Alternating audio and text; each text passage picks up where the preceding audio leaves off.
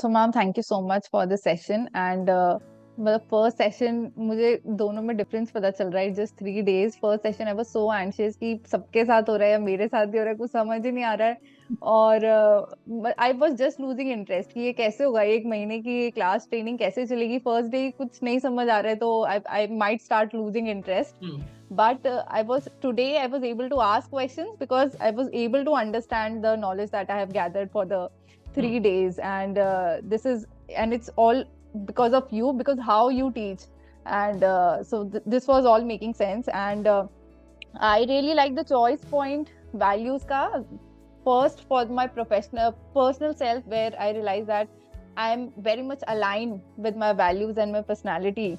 And so this was one of the thing I realized. And second is that I have a younger sister. She's in 12th right now. And the example that you gave of Shailesh, जो कि आप zero पे हो और यहाँ से ऊपर ही जाओगे. And I think these are some of the activities that I'm going to do with her, which will definitely help her and for me as well to better understand these activities and use those on her.